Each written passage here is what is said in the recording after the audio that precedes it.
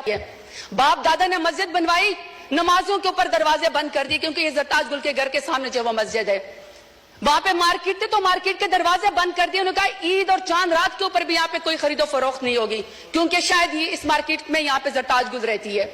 میرے خاندان کی خواتین اسپیکر صاحب شرعی پردہ کرتی ہیں. 10 دفعہ میرے گھر کے اوپر جب ریڈ کیا گیا, دروازے توڑے گئے, لاتے مار کے پولیس آئی تو وہاں کے سارے وہ باپردہ خواتین گھر چھوڑ کے چلی گئیں. تو آپ کہتے ہیں کہ آپ کو سیاست کا حق ہے. مانتے ہیں ہم بینظیر بھٹو صاحبہ کی ہم عزت کرتے ہیں کیونکہ پہلے وزیر اعظم تھی خاتون, لیکن ایک دوسری بھی تو ہے نا جو ٹک ٹاک اور وزیر اعلیٰ جو کہتی ہے کہ خواتین میری ریڈ لائن ہے. ریڈ لائن کے بعد آپ یہاں پہ قائد اعظم رحمت اللہ علیہ کی تصویر کے سامنے محترمہ فاطمہ جناح کا ذکر کرتے ہیں. شکر ہے اسپیکر صاحب, اسپیکر کے محترمہ فاطمہ جناح کے جو اپوننٹ تھے نا وہ ہندو تھے, وہ انگریز تھے, وہ کچھ تو وزادار تھے. یہاں پہ وزاداری کا مجھے عالم بتائیں, یہاں پہ آپ مجھے وزاداری کا عالم بتائیں اسپیکر صاحب کہ قائد اعظم رحمت اللہ علیہ کے پاکستان میں بھی خواتین کو سیاست کی اجازت ہے. یہ امریت کا ذکر کرتے نا, کل کو کہہ رہے تھے کہ جی کسی کو نکال کے آپ قبر سے پھانسی پہ لٹکا دو. تو مشرف دور میں سب سے زیادہ خواتین کو یہاں پہ ریزرو سیٹ دے گئی. بدترین امریت کے اندر بھی خواتین کو سیاست کی اجازت تھی. بینظیر بھٹو کے دور کے اندر بھی خواتین کو سیاست کی اجازت تھی. عمران خان میرے لیڈر کی حکومت میں خواتین کو سیاست کی اجازت تھی. سب سے زیادہ پاکستان کی تاریخ میں اگر کابینہ میں کوئی منسٹر بنی ہے تو وہ عمران خان کے دور میں بنی ہے. میں سوال پوچھنا چاہتی ہوں اسپیکر صاحب ان کو چپ کرائیں. آرڈر ان دا ہاؤس محترمہ بولیں. اسپیکر صاحب میں صرف سوال پر یہ کرنا چاہتی ہوں کہ جب نواز شریف کا دور آئے گا, جب شہباز شریف کا دور آ گیا تو کیا خواتین کے اوپر سیاست کے دروازے بند ہوں گے؟ ہمیشہ ان کی کریکٹر ایساسینیشن ہوگی, ہمیشہ ان کو جیلوں کے اندر ڈالا جائے گا. میں سوال پوچھنا چاہتی ہوں اسپیکر صاحب, میں سوال پوچھنا چاہتی ہوں کہ ریحانہ ڈار صاحبہ جو سیالکوٹ میں جس کا تو 9 مئی سے بھی کوئی تعلق نہیں تھا, بیٹے کی سیٹ پہ الیکشن لڑنا چاہ رہی تھی, والدہ کی عمر کے ایک خاتون ہے. آپ نے یہاں پہ ایک بندے کو جتوانے کے لیے پولیس کے ذریعے اس کے گریبان میں ہاتھ ڈالا, آسمان بھی کانپا ہوگا. میں آپ سے پوچھنا چاہتی ہوں کہ آپ کو کون سی سیاسی برتری حاصل ہوگی ریحانہ ڈار کو آپ کو گھسیٹتے ہوئے اور اس کے گریبان میں ہاتھ ڈالتے ہوئے. اسپیکر صاحب ہم نے تو سنا تھا کہ فلسطین میں, کشمیر میں مقبوضہ جگہوں پہ یہودی اور ہندو جو خواتین کے خلاف ٹارچر کرتے ہیں, ان کو ہراس کرتے ہیں تاکہ ان کو کوئی جو ہے اس کے اوپر برتری حاصل ہو جائے. اسپیکر صاحب میرا سوال ہے اسپیکر صاحب کہ جب عالیہ حمزہ کو, پڑھی لکھی خاتون انجینئر ہے, جب عالیہ حمزہ کو ان کی 3 بیٹیوں کے سامنے رات کو اس کے بیڈ روم سے بالوں سے کھینچ کر مرد پولیس والوں نے سیڑھیوں کے اوپر گھسیٹا, تو میں شہباز شریف سے پوچھنا چاہتی ہوں کون سی سیاسی برتری آپ کو پاکستان تحریک انصاف کے اوپر حاصل ہو گئی؟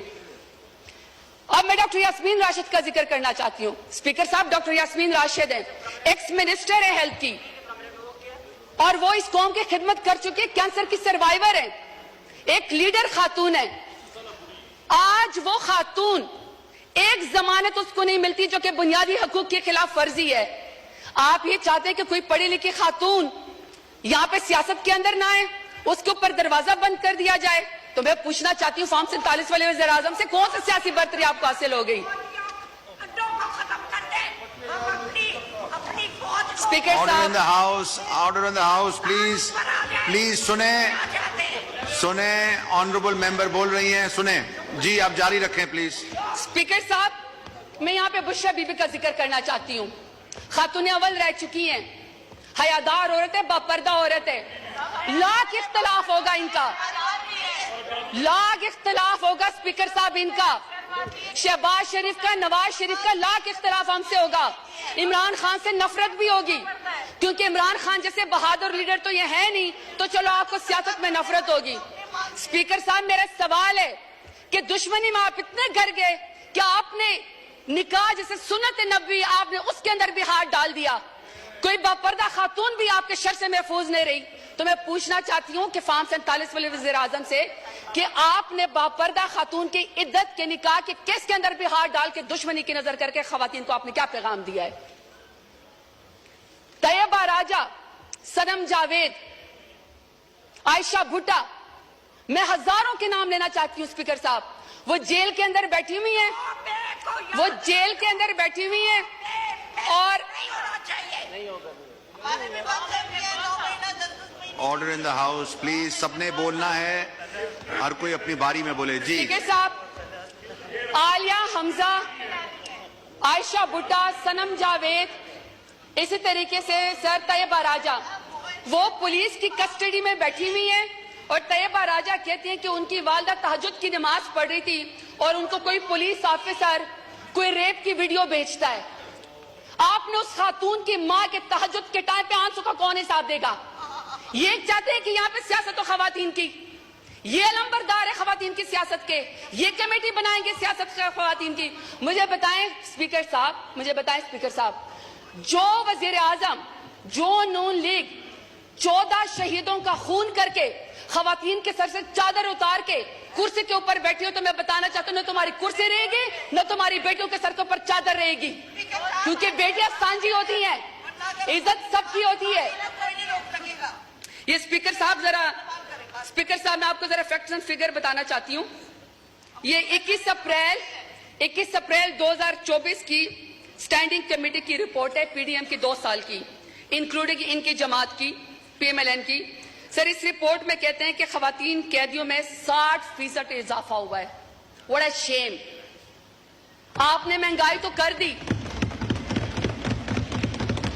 کتنی شرمناک بات ہے کہ آپ سے ملک تو سنبھالا نہیں جا رہا. آپ کشمیریوں کا خون کرتے ہیں، آپ خواتین کو سڑکوں کو